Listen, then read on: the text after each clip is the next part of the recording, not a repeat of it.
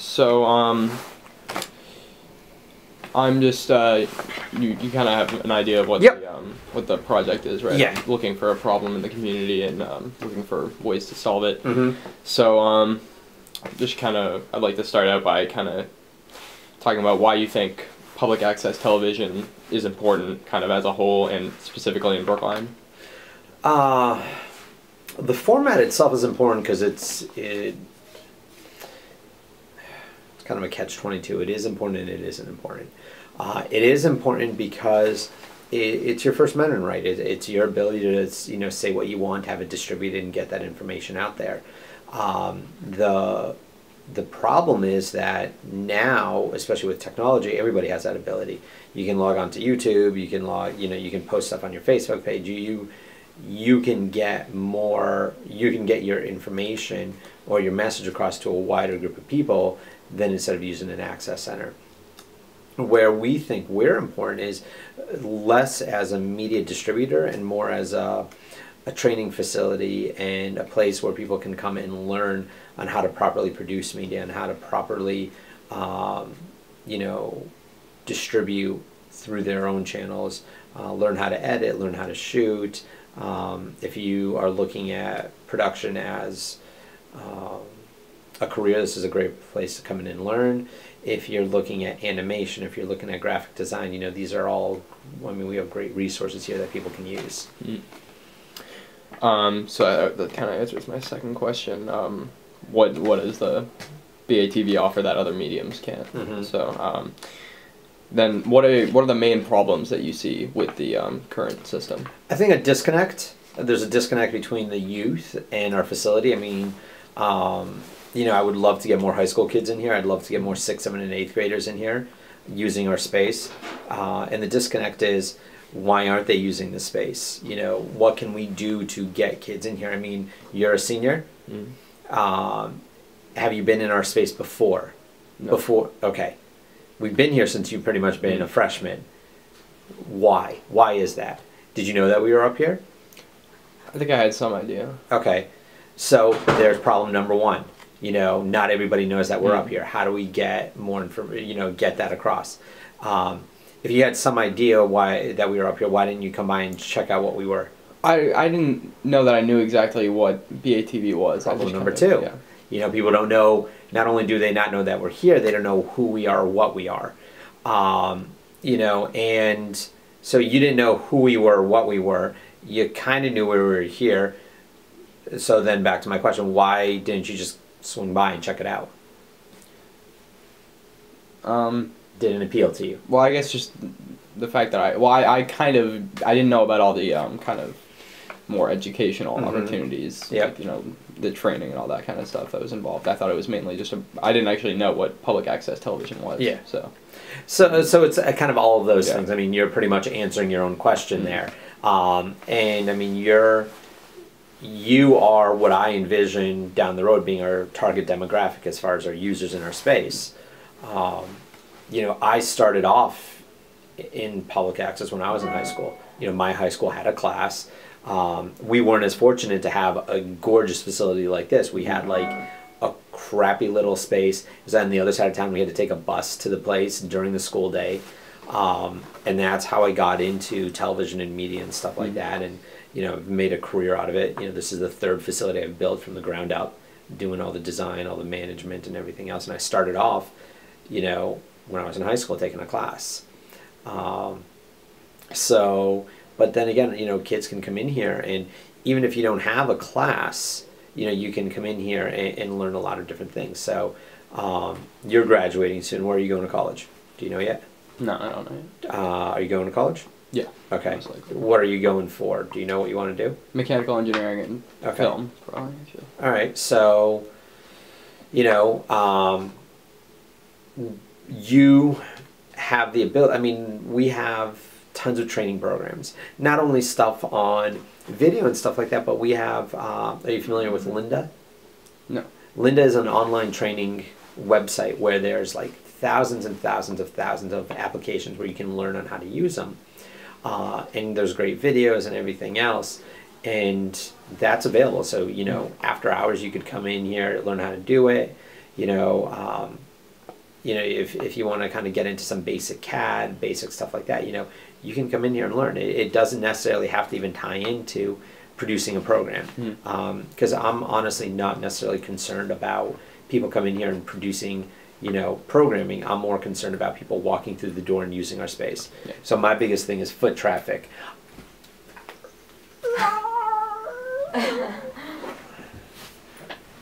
I just paid them all. You're fired. Oh, Peter, I'm going to the internship fair. I know. So I'll see you on Monday. I'll see you on Monday. I'll email you all my hours and stuff. All right, thank you. Yep. Bye, Dad. So I mean, that's the thing, you know, how do we get more kids in the high school, not only involved in what we do, you know, because we do have, you know, documentary film class, we have a TV production, we have a studio production, but outside of the standard curriculum, how do we get kids involved? You know, are there some special programs? Is there special classes that you think that people would be interested in? Is there after school programs that people would be interested in? So those are the things that I'm interested in. You know, how do we reach, you know, the Brookline High youth? Because let's be honest, in the next couple of years, there's going to be a lot more of you guys in that school. Yeah. So we need to kind of figure that out. And what solutions have you tried so far, and which have been most successful? I mean, we've done a little bit of everything. I mean, we've tried to do some target marketing as far as going through the teachers and notifying all the teachers what's going on here and trying to get teachers over here. But I think it's overall a disconnect between the main building and this building. That there's not a lot of kids that, unless they have a class in this building, don't really care about it. I mean, they're kind of tied up at the main building. So, you know, how do we get more word? I mean, we're at all the sporting events, so we would have hoped to get kind of tied in and get people word of mouth there. We have gotten some, but we could definitely get more. You know, we've done flyers, we've done that type of stuff. We're at almost any event that you can be at. We work with the drama program.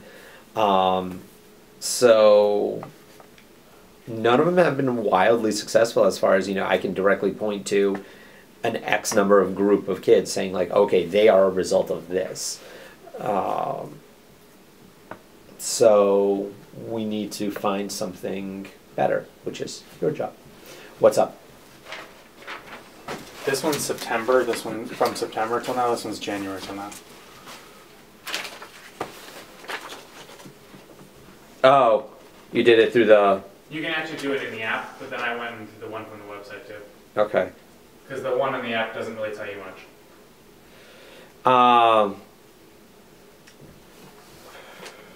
What do you need to know?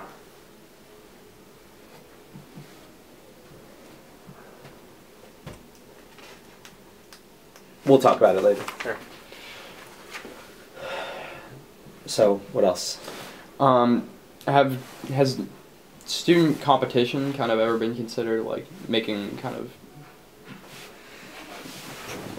competitions where students would like produce No, but it's a good idea. Programs? It's a really good idea. Like a little mini 48-hour film festival, Yeah, but something just like for that. Brookline High Yeah. students.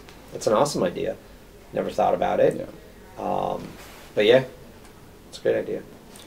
All right. Put that in there because I like that a lot.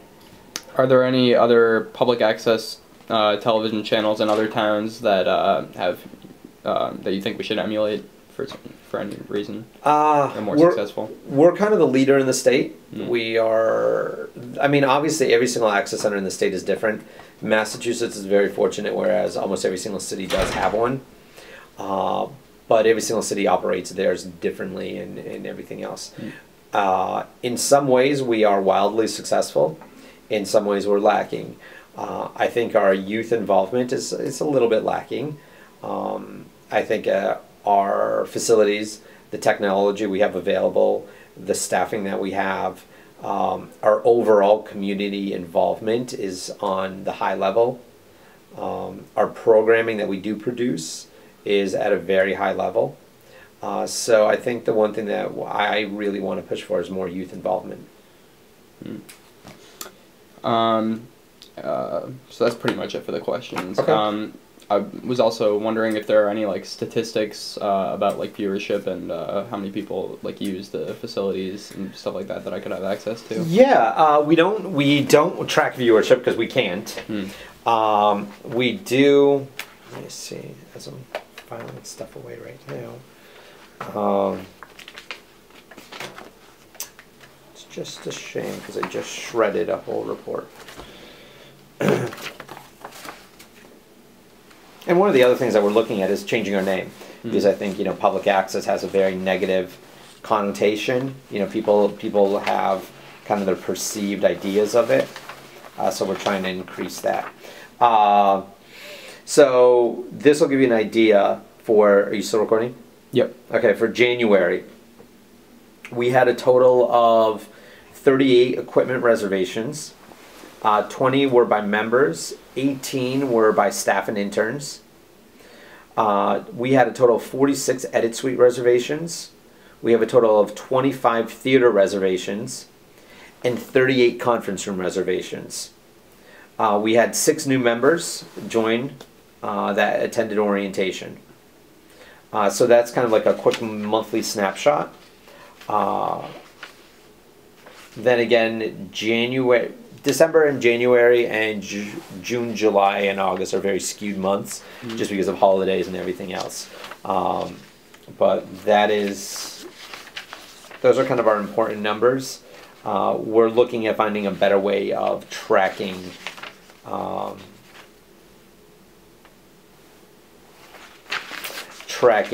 the actual foot traffic.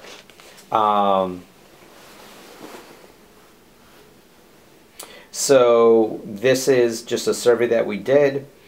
41% of people say that they watch just as much live TV as they do on-demand TV. 33% of people say they watch more on-demand than live TV. And only 25% of people say they watch live TV more than they watch on-demand or previously recorded. So that kind of gives you an idea of how things are changing. And on demand, we're also kind of relating to video on the web, watching programming and everything else on the web. So that's just some snapshots. We don't track the difference between youth involvement versus adult involvement. That is something that we do want to end up doing next year. And that's something that you can mention as well. And the name change is a big one right now. We're looking at Brookline Interactive Group, BIG. So that's a few of the things. Yeah. Is there any kind of are you trying to increase online presence? We are. Well? We're currently developing a new website. We're publishing all of our content. We do publish all of our content online at a low resolution. We're now publishing all of our content to a private YouTube page, and then all of that content is then going to be pulled onto our website. The disadvantage of having everything on YouTube is now it's drawing people away from our website directly to YouTube to view the content, and therefore they're not getting any additional information about our organization. So what we're actually going to be doing is using YouTube as more of a hoster of all of our content, and then being able to feed it through our website. So people will still go to our website, and they'll be able to see all of the content that we produce. Yep. Okay. All right.